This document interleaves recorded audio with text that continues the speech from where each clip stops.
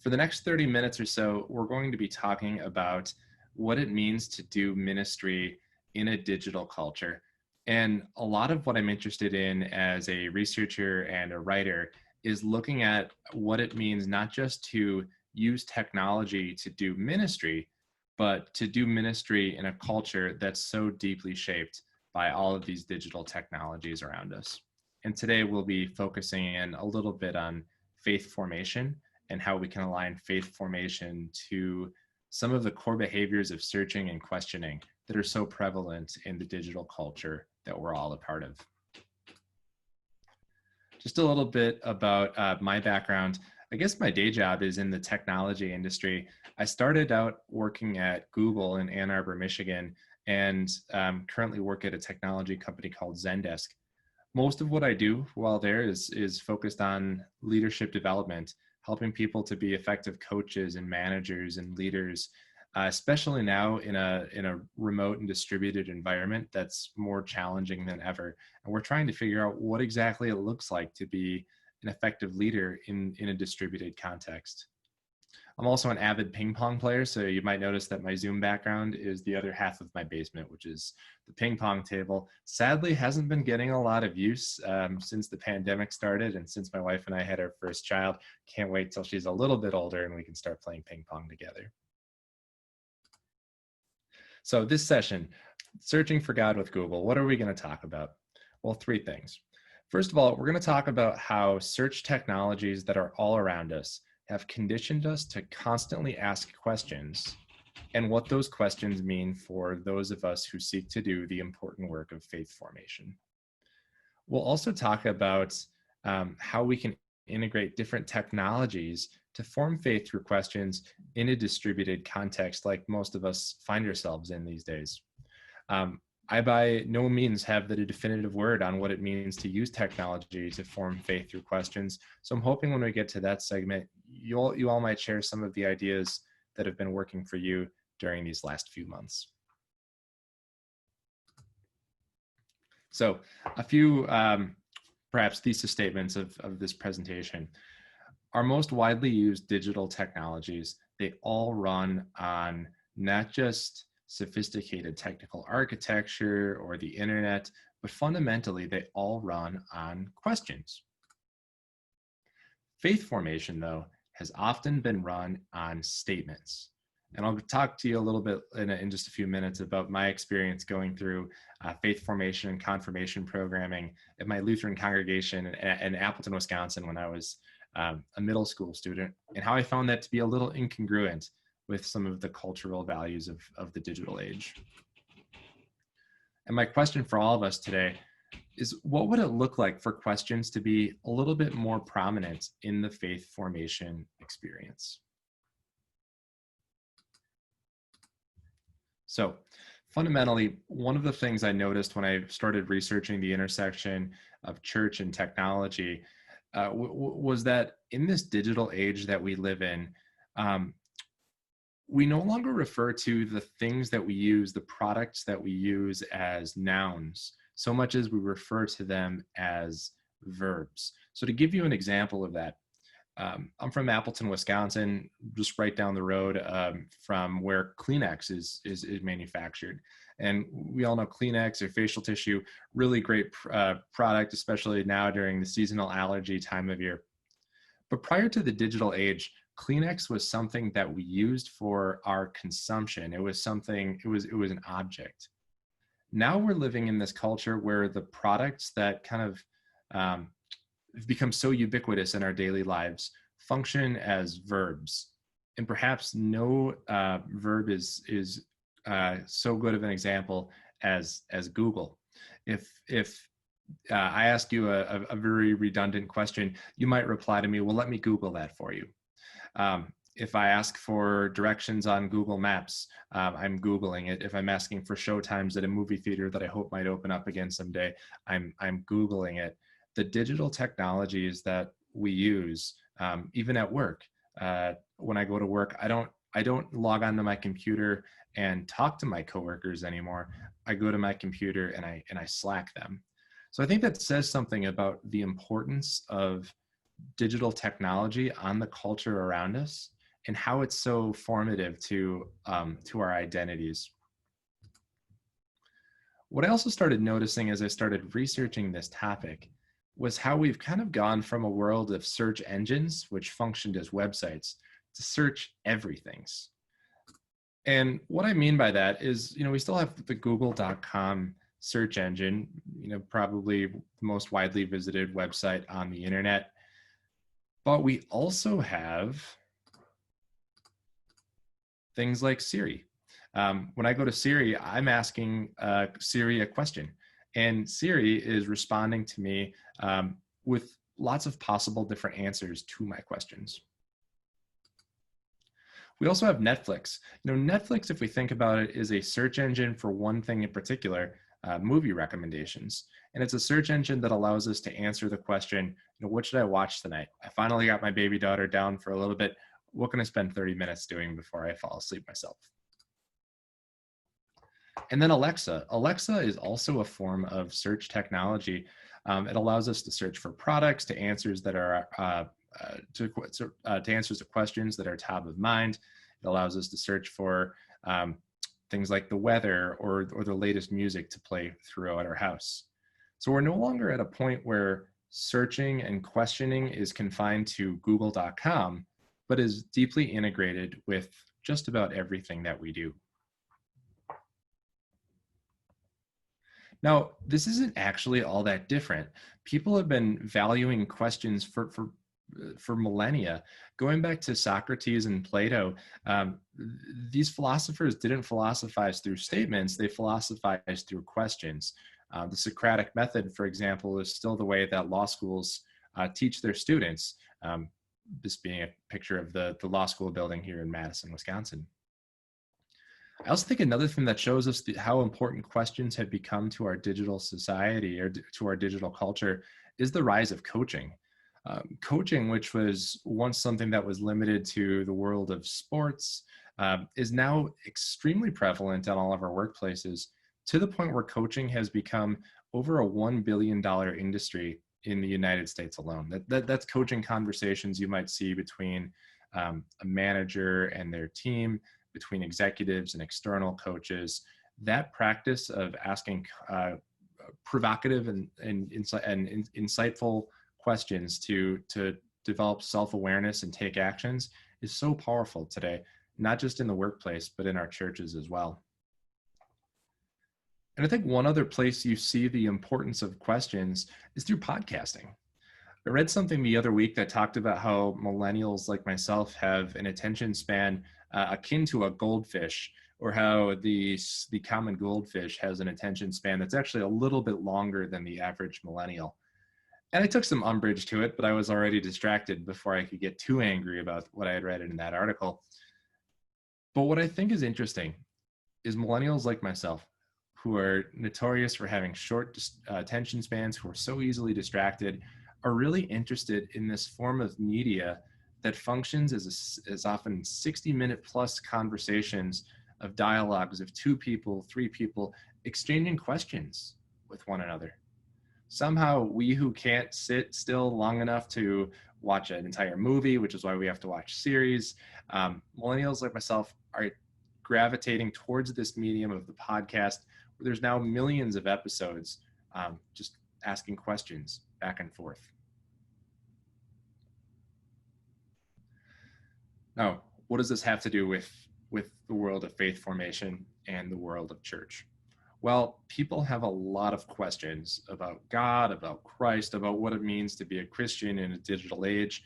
And they're taking these questions to places like YouTube, like Ellie just mentioned, to places like TikTok, which I think is great. I just signed up for my TikTok account, so we'll see what that allows me to do. But if we look at something like who is Jesus, there's been a 4x increase. There are now 400% more search queries for who is Jesus worldwide than there were in May of 2008. 400% increase in the search queries for who is Jesus. This, by the way, is data from one of my favorite tools. I used it a lot while I worked at Google. I still use it a lot today. It's a tool called Google Trends, and it aggregates search volume data as a predictor of consumer demand, basically to understand what people are looking for, what's interesting, what's top of mind for our culture.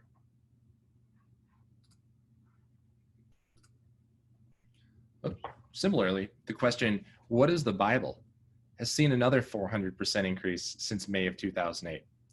Unless you think these trends are just because there's a lot more search volume on Google than there once was, it's actually that the number of search queries on Google search engine today is pretty similar to the number of search queries that existed in May of 2008. So it's not like this is purely explainable through an increase in the platform. People are indeed searching for God with Google with far more frequency than they ever were before. Here's one of the challenges for us, though. For we who care so much about the church and the vocation of ministry, the number of search queries related to church has actually declined about 25% going back to May of 2008. So people are bringing their questions to search engines. They're searching for God with Google, but they're not always searching for God with us. So what might we make of that? And what might we do? Now, here's a little bit of an aside. I noticed that as the pandemic raged on, many of my friends who seemingly never had any interest in church were suddenly interested in things like prayer and contemplation. We're suddenly posting memes with scripture references, with psalms. Thought, this is such an interesting moment in our culture where there's so much interest for that experience of grace and Sabbath and healing that can come from an encounter with Christ. And if we look at this week around late April, when the deaths from the pandemic were about at their peak, we saw a simultaneous peak in search queries for prayer. About 25% more searches for prayer than existed prior to the pandemic. People are searching for God with Google. They're searching for that experience of God. They're searching for spiritual practices. What can we do about it? Well, the first thing we have to do is we have to find a way to show up. I'm not going to talk extensively in this presentation about showing up online because so many others during this conference have already covered many different things you can do to be in that space. But I want to highlight this because I think it shows who's already showing up as part of that conversation. Now, these are all advertisements that appear at the top of the Google search page. And I'm not recommending you start throwing ads up at the top of this page because it's expensive on a per click basis. And it's a huge expense of resources for all of these organizations. But were you to click into any of these ads that show up atop the Who is Jesus search page, you'd find that these are the types of ministries that lack a sense of inclusivity, that lack a call to social justice. They're the type of ministries that perhaps we who would want to see the church become more inclusive, more welcoming, to draw the circle wider, that we would maybe have some umbrage with. And so it's important for those who would want the church to be welcoming and loving and inclusive and joyfully accepting and working for social justice to show up in these spaces, because other voices are already there answering the question of who is Jesus. And I feel like it's our ethical responsibility as church leaders to make sure our voices are heard alongside of theirs. Anyway, I'm going to step off that soapbox for a second because I want to get back to the topic of faith formation and what we can do about it. And a lot of this presentation today is going to deal with things that are done offline in response to a trend that's circulating online. So here's a picture of a pulpit. This comes from a cathedral in Siena, Italy that I was lucky enough to visit a few years ago. Now, I'm 6'6", so I'm a pretty tall dude. And when I looked up at this pulpit, I got a kink in my neck from trying to look at all of the intricate stonework and the art. And it's a beautiful piece of art. But I think when you look at some of these visible indicators of the church, it explains why forming faith through questions can be a little bit of a challenge. When we go to preach in a pulpit, when we go to preside in a sanctuary, these aren't always facilities that are conducive to a two-way dialogue or a two-way conversation, or for community members to be able to ask the question, who is Jesus? They're facilities that allow us to be adept at proclamation. But proclamation is not always the same as questioning. So my message to you here as church leaders is to be extra intentional about affirming and facilitating the sacred art of asking questions, because the spaces that we find ourselves in aren't necessarily going to accomplish that for us automatically. So here are a few practices that you as a Christian leader can take back to your communities to help form faith through questions, to help make space, to cultivate a classroom for those who are searching for God with Google. First of all, engage the ancient questions. I myself come from a Lutheran background. I almost said Lutheran. The Lutheran and the Episcopalian traditions have these rich traditions of forming faith through catechisms that explore faith through questions and through answers. And I think in this time, we don't want to abandon that. Instead, we want to really lean into that identity and to make sure that when we present the catechism, when we do faith formation, we're making sure that we emphasize that we're exploring these questions together, and that exploring these questions together has been a matter of church practice, or has been a tradition in the church for 2,000 plus years. Talk more about that in a second. Now, the second practice I want to talk a little bit about is how we can make more space for contemporary wondering. Many of the churches I've belonged to throughout my life are comfortable with engaging the ancient questions. What is baptism? What is forgiveness? Who is Jesus? But when it comes to the questions of contemporary wondering, questions like, when will this pandemic be over? Questions like, what can we do to uproot systemic racism? These are the questions that sometimes church communities are a little more hesitant to make space for. And the third practice we'll get into is how we can do these things by integrating existing free technologies. I think one of the best pieces of being a church that asks questions is that the technology already exists for us. We don't have to spend time writing code, buying expensive software. All of the tech is already out there, often free for us to use. So I want to start by talking about engaging the ancient questions. And to tell you a little story, when I was going through confirmation in 8th grade in Appleton, Wisconsin, I had this really wonderful pastor. And he was a pastor that had been at this church for 40 some years. He was just about to retire, but he was, for all intents and purposes, the man at that church. I mean, he just ran that church. Everybody just respected him and venerated him. I remember as a preschool student, I used to think that God's voice when God was talking to Moses at the burning bush sounded just like his heavy Brooklyn accent. That's how big of a deal this pastor was. And this pastor would ask these questions from the Lutheran, from the Lutheran Small Catechism, questions like, what does this mean? Which appears some 40 or 50 times in Luther's Small Catechism. And his voice would boom through the room, and the students in his class would just kind of sit there stupefied, not necessarily knowing what to do with that question.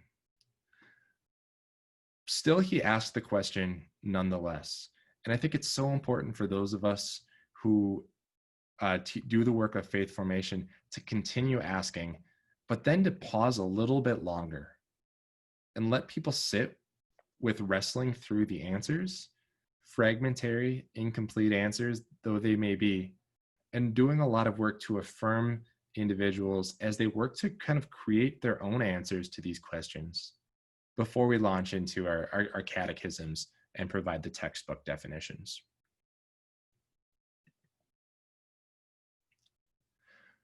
Now, making space for contemporary wondering, I think this is, if leaning back into our ancient tradition of being a church that asks questions is rediscovering an identity, making space for contemporary wondering is perhaps a new identity.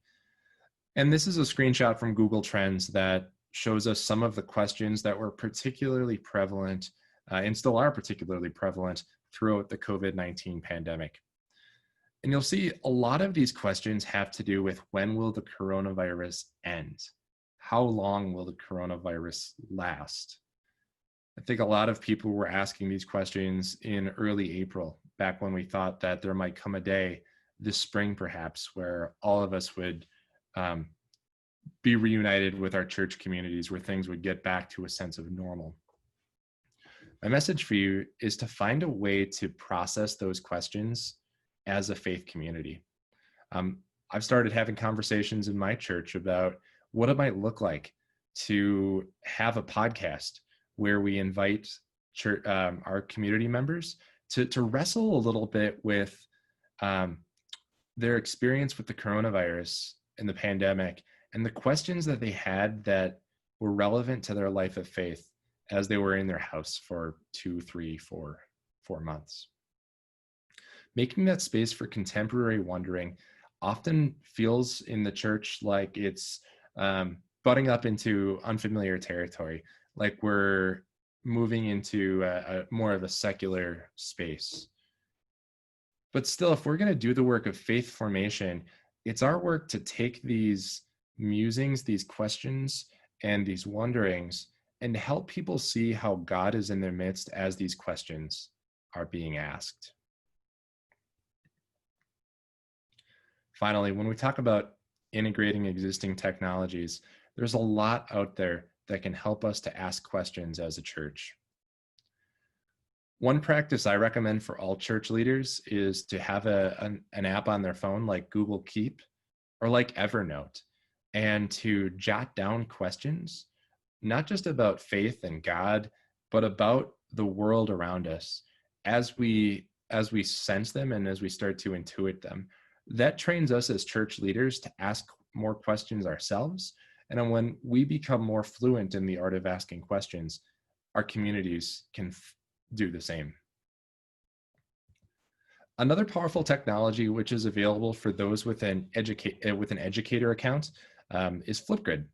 Flipgrid's a really great video tool where people can record just short little snippets of them engaging different questions, or perhaps making different petitions in a prayer. When I was in seminary, we had several classes that used Flipgrid for prayers of the people. Starting a class out on Monday, everyone would record a 30-second snippet of something that they were wondering about and something that they wanted to pray for.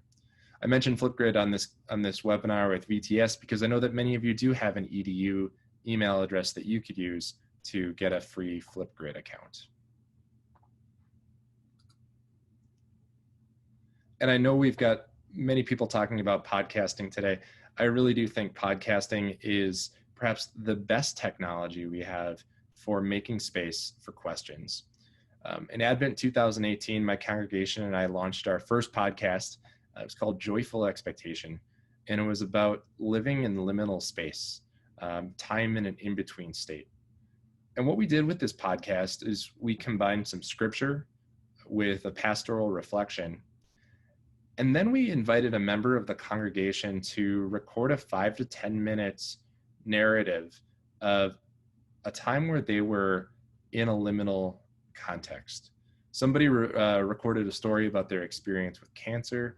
Somebody recorded a podcast episode about a job transition. But by doing that, we allowed space for these community members to articulate the questions that mattered to their faith life. We affirmed that those questions were sacred and were important, and we were able to share those questions out with the community so that the community could see that others have similar questions to the ones that they have. I'm not going to say that this podcast was a commercial success. It wasn't a Serial season 1. It was no Radio Lab. But for our Christian community, it worked for us. And I think if you try podcasting, all you need is a microphone and a little creativity. So I know, Sarah, we're probably coming up on time, but I do want to just throw out one quick question, and maybe we can throw this into the chat for just 2 seconds. Absolutely, let's do it. Okay, so 2 questions I have for everyone. How do you make space for questions in your faith community? And have you found a way to do so by integrating technology, especially during this time while we're all apart? Bonus points if you type really fast, because I know we're coming up against. That's always the problem with Zoom, is that it takes a while for people to like type, and so I feel like you need like some Jeopardy music or something.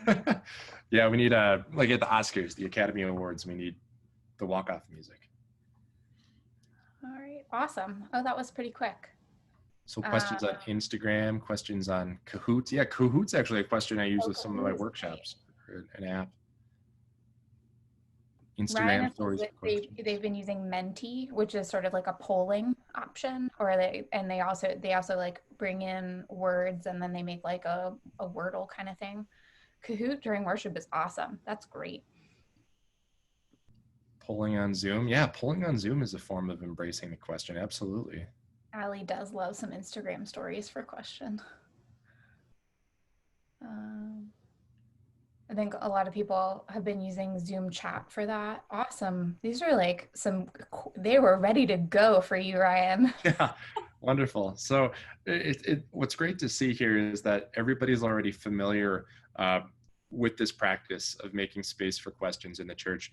Just in closing, I hope this time has shown you how that work is not disconnected in any way from the broader culture around us. In fact, it leans into this cultural trend of asking questions, which is something that won't go away in the digital age.